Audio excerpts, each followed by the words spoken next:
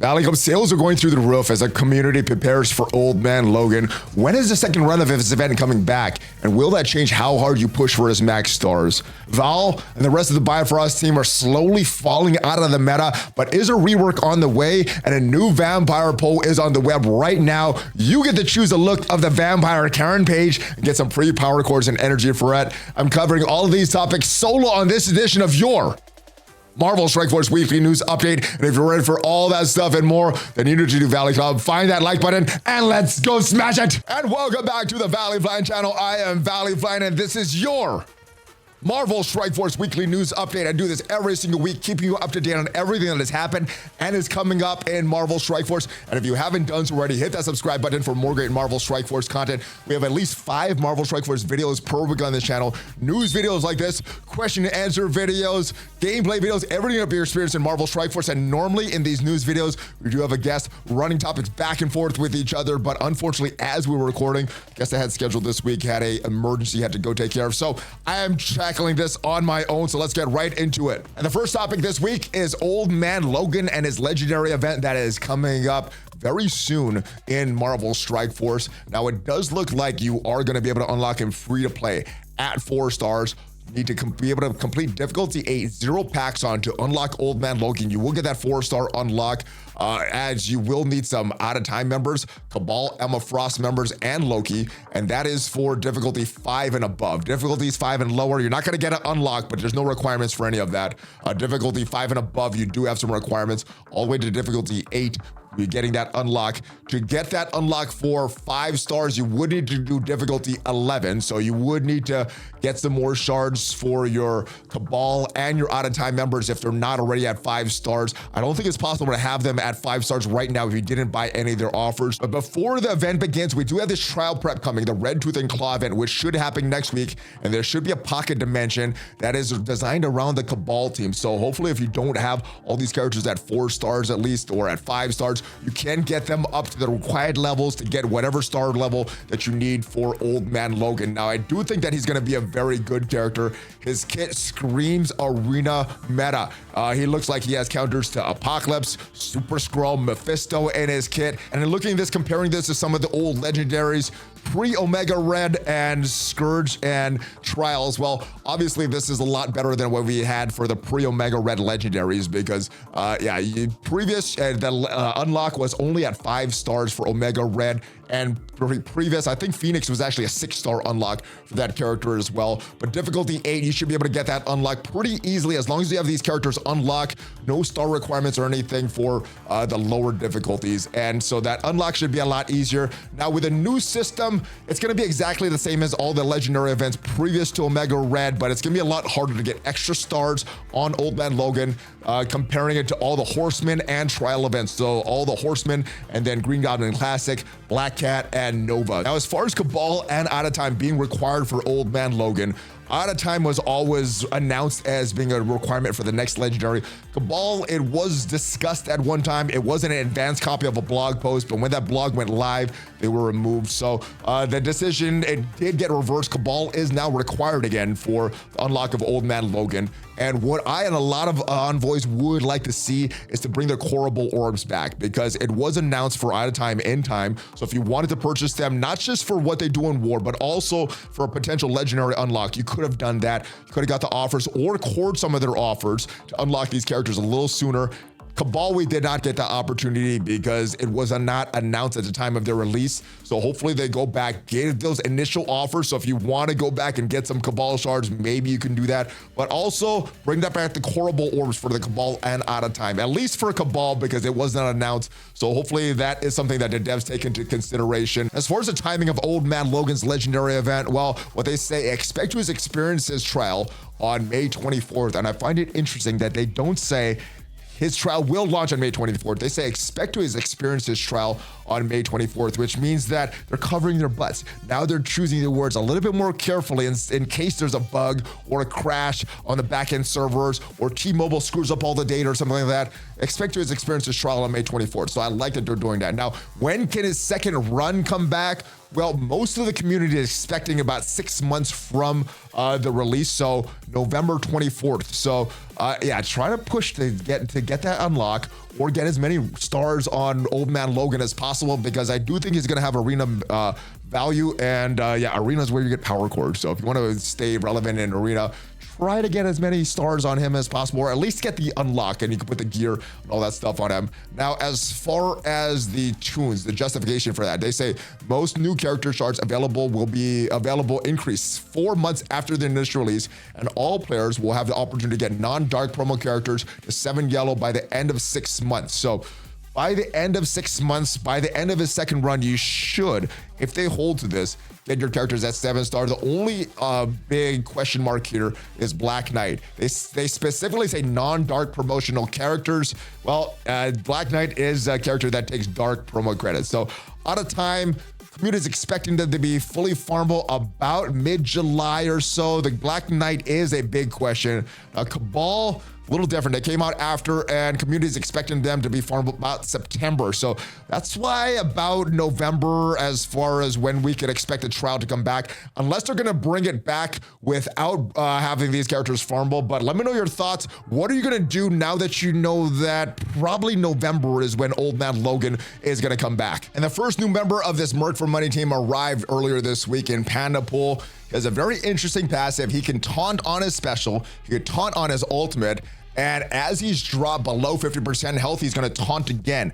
And that is not necessarily a bad thing, because when he has Deadpool and Old Man Logan as allies, well, he has a 100% chance to revive, and he's going to revive with 75% of his max health. So very interesting character here. Does a lot of damage. If he dies, as long as those two characters are on the field, doesn't really matter. But as far as the whole use of this Merc for Money team, obviously they're going to be very strong in war. They're designed to be for war. I also find it interesting in Old Man Logan's kit, there's no real call outs to specific game modes. So he's going to have a lot of versatility. I think Old Man Logan is definitely a top choice for Dark Dimension. Not sure about Pandapool or Dokken. Let me know your thoughts on both of these characters. This would be for the global section, and Dokken would be for the global section as well. Not sure if they're gonna be that useful in this game mode. Pandapool is very interesting. I'm not sure how effective he's gonna be without Deadpool and without Old Man Logan though, especially in Dark Dimension. So I don't think these are Dark Dimension characters, but if you are seeing something that I am not seeing, let me know down in the comments. Pandapool, Dokken, Old Man Logan, what are your thoughts on them outside of war? Will they have value in Cosmic Crucible? Will they have value in Dark Dimension? Maybe I think they'll have some value in Cosmic Crucible, but personally, I don't think they're going to have a lot of value in Dark Dimension. But Old Man Logan will have a lot of value all over the place. The other thing about these Mercs for Money, they do have the Mercenary tag. So if you're a newer player or a mid-game player, luckily, you don't have to invest in these trashy minions anymore, or some of these outdated characters. You can invest in the Merc for Money and get that payday. It's not a lot of gold, but every little bit does add up. Now, the next thing that should become farmable is the Hive Mind team. I'm expecting them to become farmable next week or the week after. So sometime during the month of May, this team will become farmable though. As far as where they're going to be farmed, well, the last time we had characters released was the Extreme X-Men. Nightcrawler went to the Crucible store, Forge went to the War store, and Sunspot went to a node. So as far as my predictions of the farmability of these characters, let's start with Gwenum. My prediction, I think she's just going to go back to the War store. I mean, not back to the War store, but go to the War store, just like Forge did. Hopefully, it's an easy unlock to get it to pop up, but Forge did not pop up a lot for me in the War store. Maybe I take that back. Maybe I'm hoping she'll go into the Crucible store, and maybe not for War. Void Knight, I think, is a good character. I think it's a hard place to farm in the Arena store. Maybe not, but we haven't had anybody added to the Arena store since Ronin, so maybe Void Knight goes to the Arena store, maybe one of these other characters, but I'm going to go Red Goblin for a node. Let me know your predictions for the Hive Mind, where they're going to become farmable in the next few weeks. And even if they're not farmable right now, you can get some Hive Mind shards for free. You should have already had some shards for the Dark Dimension Orb in your inbox for either 100 shards of Void Knight or Red Goblin and a 7 red star. You could pick one of these orbs, the Dark Dimension Red Goblin Orb or the Dark Dimension Void Knight Orb. Either one of these, and you're going to get 100 shards of either character. Now, personally, Even if they split these up, I would have got all 100 shards for Void Knight. It was great. It allowed me to get my 7-star in Void Knight. And yeah, I probably wouldn't have done anything on Red Goblin. I know what some people were hoping for is 4 of these orbs in 25 shard increments, and we could open these orbs as we want in increments of 25. That would have been better, but this is fine in my opinion. This is some good stuff. Highly coveted character, Void Knight, Red Goblin, they're both really, really good. Hopefully we get their farming locations soon before this orb goes out of the store. And you could pick which character you want based on where they're farmable. Or just like me, just get your character to the next star level. But let me know in the comments, would it have made a difference to you if they gave it out in 25 shard increments, 50 shard increments, or was this 100 what you would have spent all on one character anyway? Let me know down in the comments. And in addition to those 100 shards, you also get to vote for a Blitz for one of these characters, Lizard, Kang, Forge, Ghost Rider, Robbie, or Nightcrawler. You could do that on the web right now. And we go check out the poll results right now as it stands. Make sure you get your votes if you do not have these characters at 7 stars so that you could get more shards for these characters. But it's not surprising that Forge and Nightcrawler are the 2 most voted characters. Forge with 36% of the votes, Nightcrawler at 44% of the votes. It's not surprising because these are the characters that got farmable the most recent. Lizard was right before that. Ghost Rider Robbie Reyes was way before that, and I think Kang was as well. So let me know in the comments who you are voting for. I would recommend voting for a character that you do not have at 7 stars. I don't think I'm going to vote in this at all because I have all of these characters at 7 stars, but let me know who you are voting for. Also, there are some 10 for 10 offers in the store. Make sure you scroll all the way down to the bottom. You know, you got to scroll all the way to the bottom, look through every single offer, and then you get to these free power core offers. It's great if you don't have any of these characters at 7 stars, but we've had Mark II Ironheart on the first day. Lizard is there on the second day. Make sure you keep checking back, and hopefully some characters that you don't have all their shards of, or some materials that you can really use, maybe some gold or something. And the open all orb button has returned for some players, not everybody. I still don't have it on my account yet, but what they do say, open all orb button, it's gonna be slowly enabled for percentage of the player base and enabled for more and more players over time until everyone has it. There are a few things to note during this process. When you hit the open all orb button, when it eventually returns for you, you may be placed in a queue based on traffic at that time. And the main thing that this was removed because everybody is trying to open their orbs at the same time, and this caused the server to crash. This is kind of their solution for that, to avoid that server being overloaded and crashing. So this is not a great solution, but at least this is back, and this is a good temporary solution. Now, you do have the option to stop that process if you don't want to wait in queue, but stopping that, it may take up to 5 minutes to get out of that queue. Now, I'm not clear if you force close your game and come back in if you're out of the queue, or if you open the game, you're still going to be that queue. That would suck if that is that. But this is a bug, and it's being addressed in the next client update, allowing you to exit the queue immediately. And they're going to say, please understand that maintaining game stability is our top priority. If the feature adversely affects game stability, we may need to disable it temporarily. And the first group of players should have seen the feature enabled on May 6th. Like I said, I still don't have it yet. It's good that they're enabling it. Obviously, we would like it to be bug-free, but at least we're aware of the bugs and they communicated the bugs beforehand, so we won't be shocked when these bugs happen, and hopefully they get it fixed very soon. But I'm still wondering, when are they gonna fix this bug? This bug right here, this stupid red dot on my mailbox that has never went away since we had that most recent update drop. Hopefully it's gone in the when the next version is released. And the event for Penny Parker is live. This is one where you need to spend ISO 8 energy and use your Spider Society in the raids if you have them unlocked.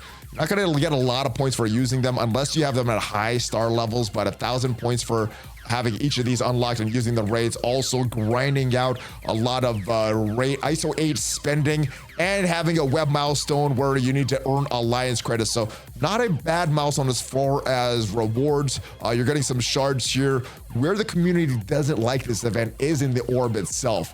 And I think the problem is that we are getting a drop, a guaranteed drop. So that is a good thing. Some orbs do not have that. If we look on the side here, you do have a minimum for each orb of 2 drops.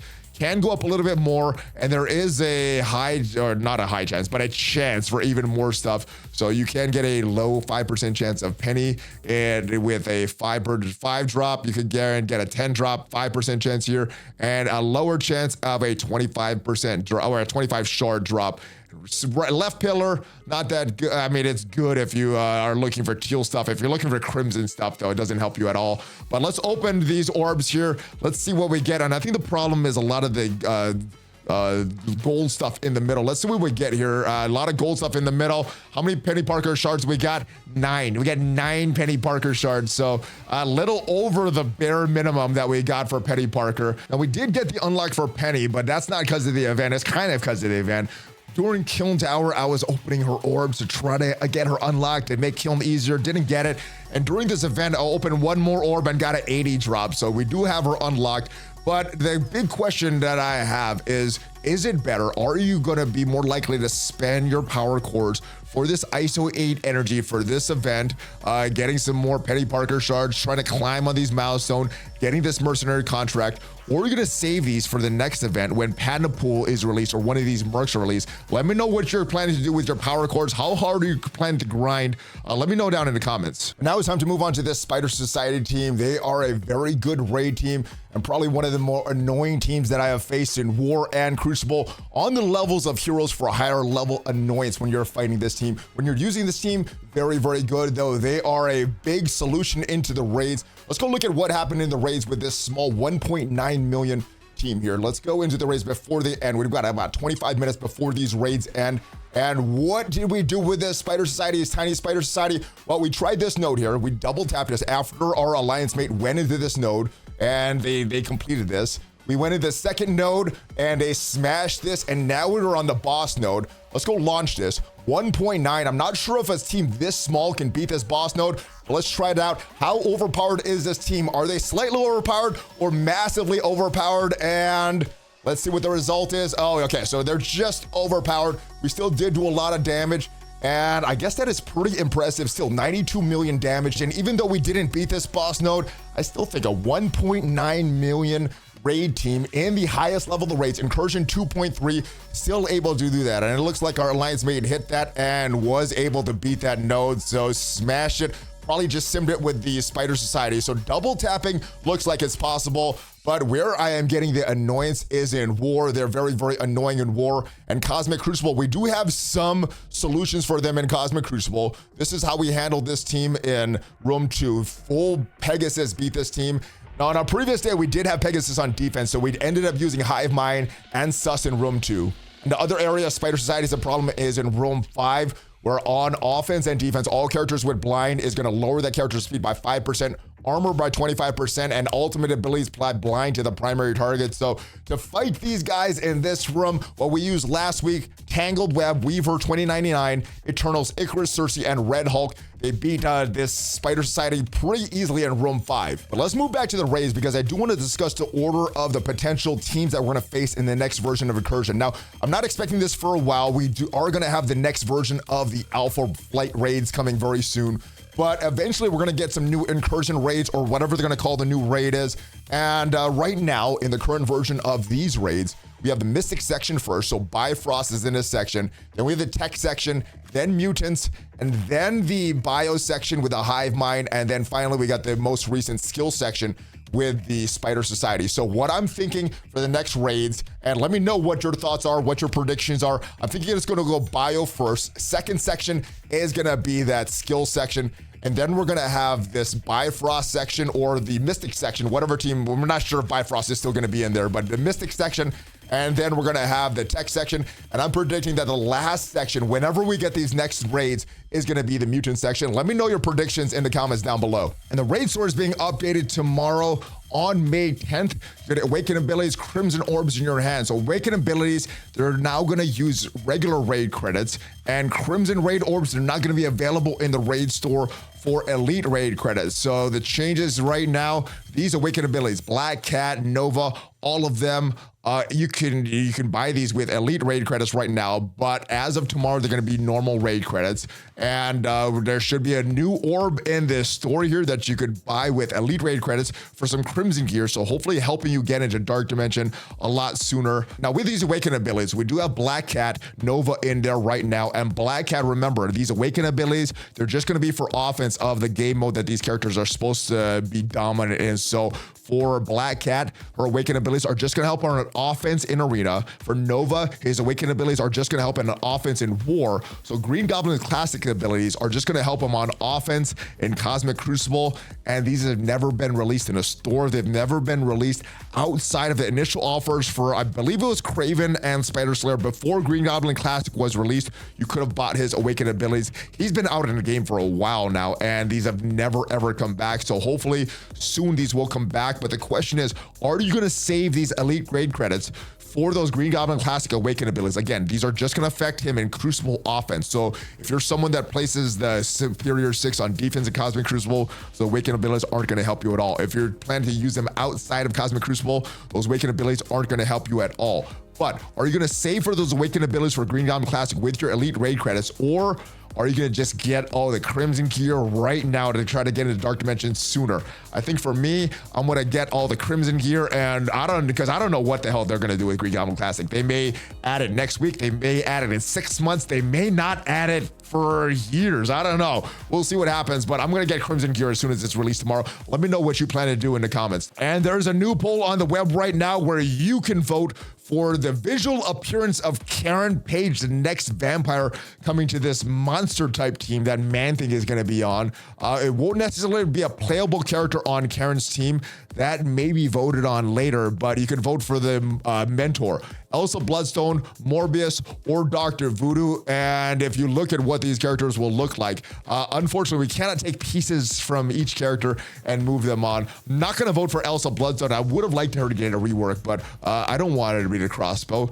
Karen Page is a vampire. She's the next vampire coming. So personally, I want her to look like a vampire, Morbius as the mentor. I like these wings. I like these claws. However, there are a few things that I like on this Dr. Voodoo mentor self. I like the eyes. The red eyes align a little bit more with the vampire. This costume, I think, is a little nicer than this Morbius mentor costume. But I'm going to vote for this one. I want the character to look like a bat. I want it to look like a vampire. The vampires that I have in my head when I think of vampires. But let me know what you think. Are you going to vote for the Elsa mentor, the Dr. Voodoo mentor, or the Morbius mentor? And tomorrow's Quick Rumble Blitz will feature the new limited time trade Marvel moms. And a lot of these are moms here. I'm not sure about Tiger. I don't know her lore too much. Scarlet Witch, definitely. I think Jubilee has an adopted daughter. Spider-Woman was pregnant in the last Spider movie.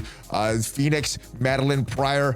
I guess Cable is more Madeline Pryor's son than Phoenix, but she's sort of a clone. Sexus Gomes, I think she has a child in the comics. Invisible Woman as well. Not too familiar with Krister's lore. And Mystique definitely is a mom. Let me know what your thoughts are on the selection of these Marvel's moms. Would you like other characters selected? Let me know in the comments. And there was a data mine late last week that mentioned the name Odin. Now, not much information was revealed from these data mines. I think this is just the gear tiers here. So tier 1, tier 2 goes all the way down to tier 20, which does indicate that there's a gear tier here. But let me know what you think this means in the comments. My mind initially went towards a rework for Asgardians, or more Asgardians coming. And I think Bifrost is deserving of a rework. Yes, they are a raid team, and they may not get a rework for a raid team, but traditionally, our original characters, they have gotten reworks and getting a new life. Kestrel went back on Pegasus, went from one raid team to another raid team, so there is some precedent there. Deathpool is now going to be on the Mercs for Money team, so she went from the New Warriors to the New Warriors, now to the Mercs. And Weaver, where is she going to go? I don't know. I think this means if Odin does come to the game, I think it's likely that Bifrost could get a rework. Val obviously is going to be getting a rework if something happens because she's an original character. But let me know who you think else would be getting a rework.